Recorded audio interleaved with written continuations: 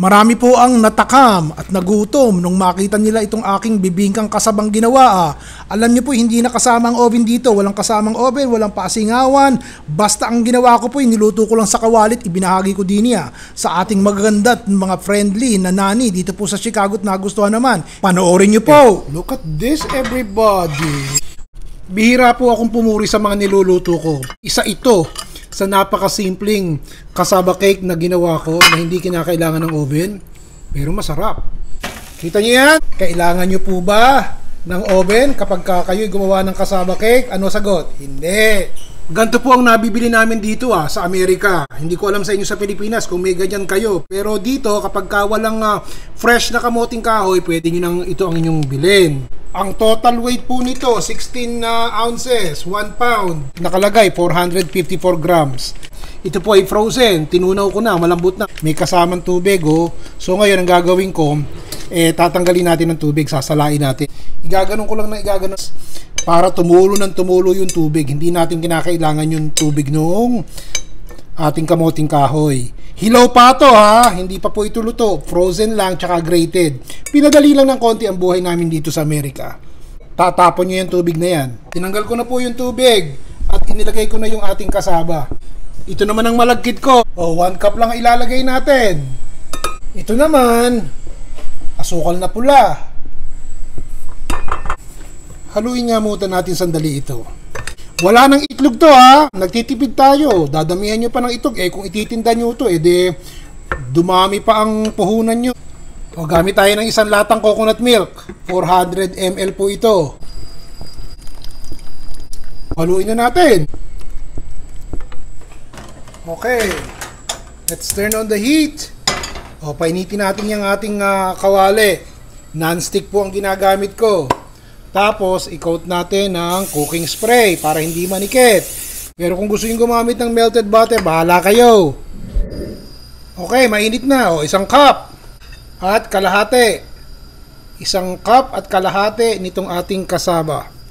Baka matetempt kayo. Lubayan nyo. Huwag nyo haluin. Hayaan nyong maluto yung ilalim at maging brown bago natin itaob. Okay, baka kayo'y matukso. Layuan kayo ng tukso. Nakita nyo to, 2 minutes to. Nakita nyo, gumugulong-gulong na. Ibig sabihin, luto na yung ilalim. Pero yung gitna, parang hindi pa. Naka-high heat after 2 minutes, ilo-low heat ko siya ng konti. Okay, naka-low heat, medium heat. Lutuin pa natin ng another minute. Pagkatapos ng 1 minute, medyo luto-luto na rin yung gitna. Ano gagawin natin? Tataob natin. Medyo sumablay nga yung kaprasong gilid dito, pero gets nyo na. At lulutuin naman natin yung kabila ng another 2 minutes. Yun na yun. Kailangan nyo po ba ng oven kapag kayo'y gumawa ng cassava cake? Ano sagot? Hindi. Ako'y nag-i-eksperimento lang. Tignan nyo nga, habang ipine-press ko, nakita ko, hilaw-hilaw pa yung loob. Ibig sabihin, lutuin pa natin ng mas matagal. Kita nyo, yung puti lumalabas. Ayan, kita nyo. Habang pinipress ko, ibig sabihin, hilaw pa yung loob. Hindi nyo po pwedeng kainin ng kamoting kahoy ng hilaw at baka kayo'y malason. Teka nga, ayusin natin. Between 6 to 7 minutes ang pagluluto nitong ganito kalaking cassava cake natin na walang kasamang oven. Kesa naman oven ang ibigay ko sa inyo, recipe na lang. Okay, narinig nyo yun. Patayin muna natin. Ang isang bibingka po takes 8 minutes to make, pero walang oven na kasama. Kita nyo yun, dahan-dahan nga. Dahan-dahan. Wow. Ito pangalawa. Ganda ng pagkakagawa. Hindi kinakailangan ng oven paggawa tayo ng cassava cake. Ayan. Sarap. Tapos, isawsaw na lang natin sa condensed milk. Hindi pa yung maglalagay tayo ng itlog kasama yung condensed milk as toppings. Magastos pa yon. Maglagay tayo ng condensed milk sa isang maliit na tasa.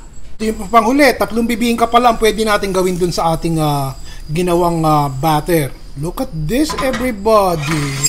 Ilalagay ko muna sa sangkalan para mahiwa natin ng maayos.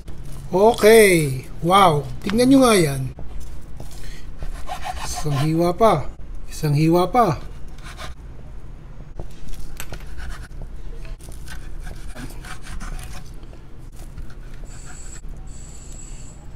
Ito na ang bibingka nyo.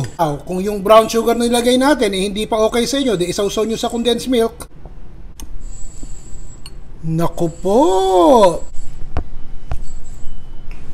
Ayos na ayos po, Ire. Naku, naubos na ang kape ko. Magkakaroon muna ako ng kape. Nagustuhan nyo po ba?